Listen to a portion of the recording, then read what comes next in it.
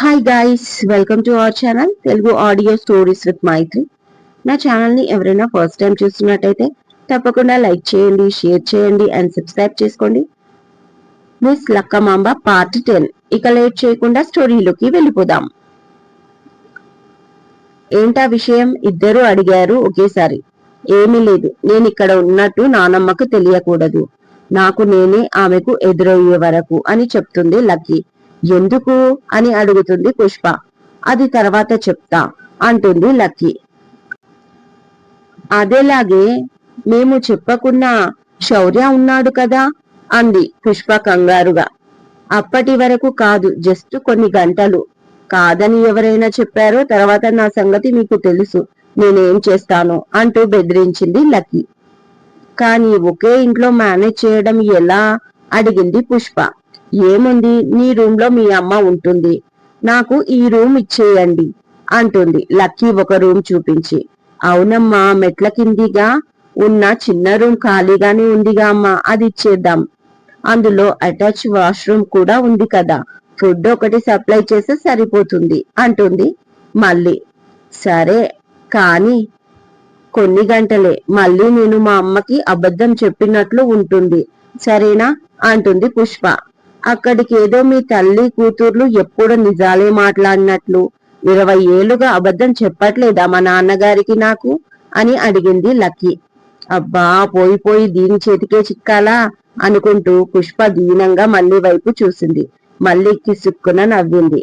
ఒక గంట తర్వాత సులోచనమ్మ రావడం, తల్లి కూతుర్లు యోగక్షేమాలు తెలుసుకోవడం, ఫ్రెష్ అప్ అయి కూతురుతో తీరిగ్గా కాఫీ తాగుతూ మాట్లాడడం జరుగుతుంది.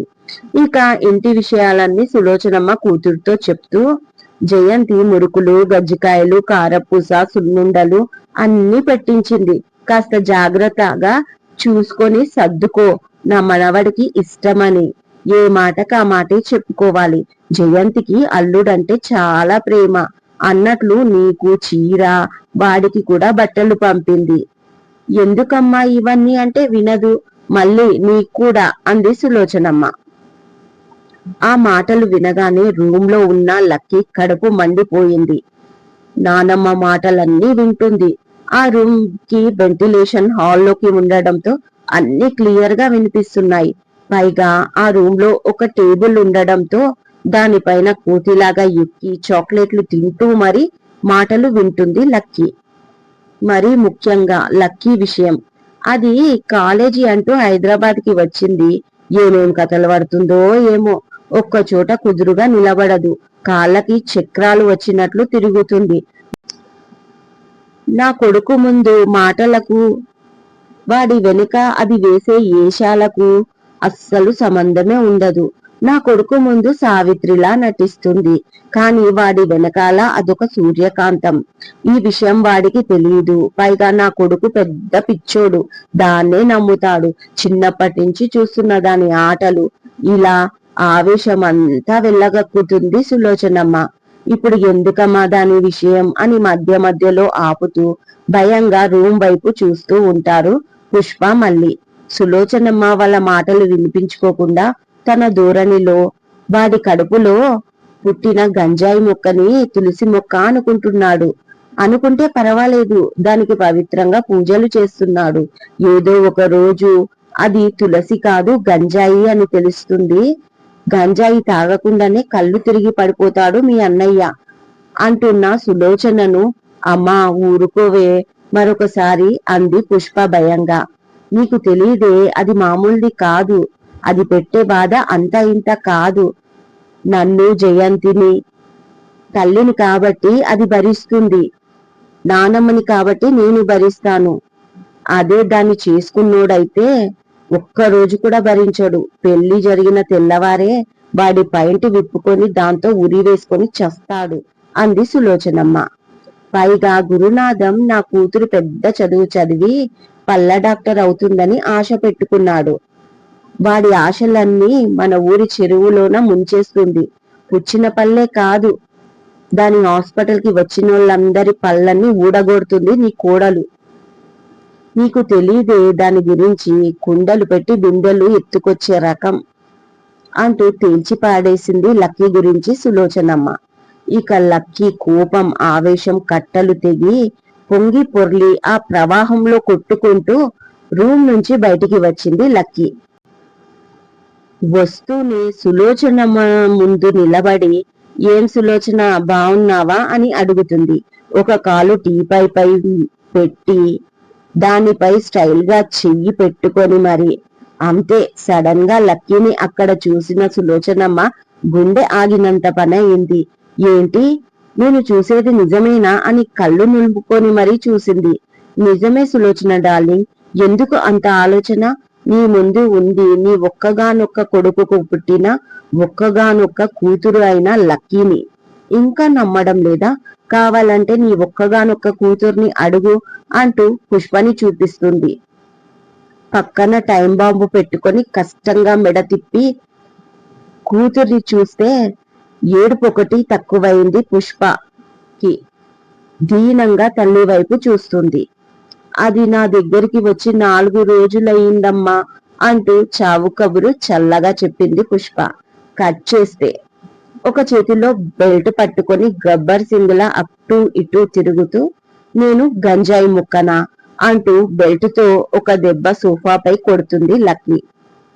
నన్ను మీరు భరిస్తున్నారా అంటూ మరో దెబ్బ కొట్టింది. కుండలు పెట్టేసి బిందెలు తెస్తానా అంటూ మరో దెబ్బ కొట్టింది. నేను సావిత్రినా, మహానటినా అంటూ దెబ్బపై దెబ్బ. నీ కొడుకు పిచ్చోడు, ఆయన ఆశలన్నీ ఊరి చెరువులో ముంచేస్తానా అంటూ దెబ్బపై దెబ్బ కొట్టింది. ఇలా కొడుతూ అడుగుతూ ఉంటుంది. సైలెంట్ గా ఉంటారు ముగ్గురు సమాధానం చెప్పకుండా. మరి మీరు చేస్తున్నదేమిటి? 20 సంవత్సరాల నుంచి నా కొడుకు వడ్డీ వ్యాపారం బాగా నడవాలి, ఇంట్లో నా కోడల చీరల వ్యాపారం బాగా జరగాలి, నా మనవరాలు డెంటిస్ట్ అవ్వాలి అంటూ గాన్గాపూర్ దత్తాత్రేయ స్వామి టెంపుల్ కి వెళ్తున్నానని, అక్కడ నిద్ర చేస్తే అనుకున్నవన్నీ జరుగుతాయని నీ కొడుక్కి అబద్ధం చెప్పి హైదరాబాదులో నీ కూతుర్ని మనవడిని కలవడానికి రావడం మోసం కాదా? మీరు చేస్తే అయ్యో పాపం, నేను చేస్తే మహాపాపం. మీరు వండితే పాయసం, అదే నేను వండితే పాయిజన్. అంతే నా సులోచన రాణి అంటుంది చాలా గట్టిగా అరుస్తూ లక్కీ. సైలెంట్ గా ఉంటారు ముగ్గురు ఆమెను చూస్తూ. ఇప్పుడేంటి, ఎవరు మాట్లాడరే? నా వెనక అన్ని మాట్లాడిన నోరు ఇప్పుడేమైంది అని గట్టిగా అరవగానే, ఇప్పుడు ఏం చేద్దామమ్మా అంటుంది పక్క నుంచి మళ్ళీ. ఇప్పుడు ఈ రాక్షసి నుంచి ఆ దేవుడే మనల్ని కాపాడాలి అంటుంది సులోచనమ్మ. అప్పుడే బయటి నుంచి బుల్లెట్ శబ్దం వినిపిస్తుంది. దాంతో బెల్ట్ పక్కన పడేసి రూమ్ లోకి పరిగెత్తుతుంది లక్కీ. అమ్మయ్య, మొత్తానికి దేవుడు వచ్చేశాడు అంటూ వెళ్లి డోర్ తీస్తుంది మళ్ళీ. ఏరా అయ్యా, పెళ్ళెప్పుడు చేసుకుంటావు అని అడుగుతుంది సులోచన శౌర్య తలకి నూనె పెట్టి మసాజ్ చేస్తూ. అబ్బా, స్టార్ట్ చేయలేదే అనుకున్నా, చేశావా? కానీ ఇక అన్నాడు శౌర్య విసుగ్గా. ఏ ఊకో, నీ వయసు కుర్రాళ్ళందరూ పెళ్ళంటే ఎగిరి గంతేస్తారు. కాని నువ్వేంటయ్యా ఎప్పుడు చూసినా పెళ్లి అంటేనే ఇష్టం లేదంటావు. మా ఊర్లో అయితే కాస్త మీసాలు గడ్డాలు వస్తున్నాయో లేదో పక్కింటి దాన్నో ఎదురింటి దాన్నో తీసుకొని లేచిపోతున్నారు.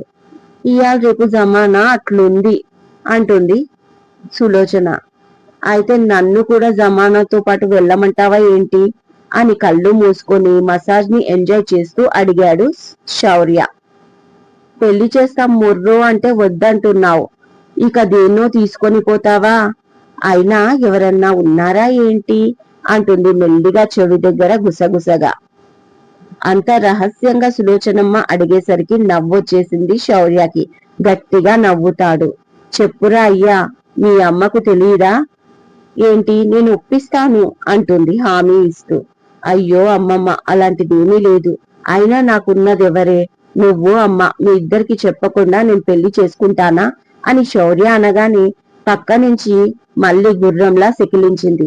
సరే సరే, నువ్వు కూడా ఉన్నావులే, ఈ ముగ్గురే నాకున్నది, సరేనా అన్నాడు శౌర్య. దాంతో మళ్ళీ మురిసిపోయింది. మళ్ళీని అక్కలా అనుకుంటాడు శౌర్య. ఆమెకు కూడా తమ్ముడిలా చూస్తుంది శౌర్యాని. అప్పుడే శౌర్యకి పాల గ్లాస్ తీసుకుని వచ్చిన పుష్ప, అవునే అమ్మా, మన లక్కీకి పెళ్లి ఫిక్స్ చేశాడంట కదా అన్నయ్య, నిజమేనా అని అడుగుతుంది పుష్ప.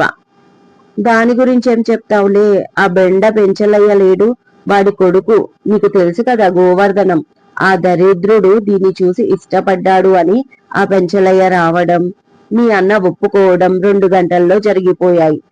బాగా బలిసిన దున్నపోతుకి మూదాడేసినట్టు ఉంటాడు వాడు.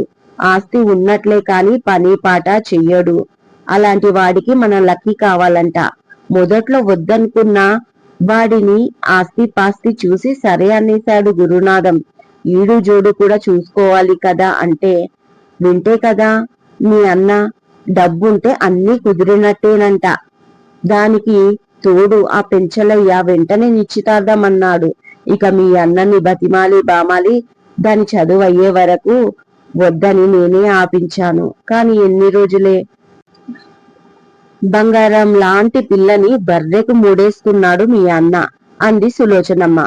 ఈ పెళ్లిని ఎవరు ఆపలేరమ్మా అడుగుతుంది బాధగా పుష్ప. మరే ఎవరాపుతారు అని అంతే బాధగా అంటుంది సులోచన. ఇదండి ఇవాళటి ఎపిసోడ్. ఈ ఎపిసోడ్ మీకు నచ్చినట్టు అయితే నాకు కామెంట్ లో చెప్పండి. అలాగే లైక్ చేయండి, హైప్ ఇవ్వండి, సబ్స్క్రైబ్ చేసుకోండి నా ఛానల్ ని. మరొక మంచి ఎపిసోడ్ తో మీ ముందు ఉంటాను. మైత్రి.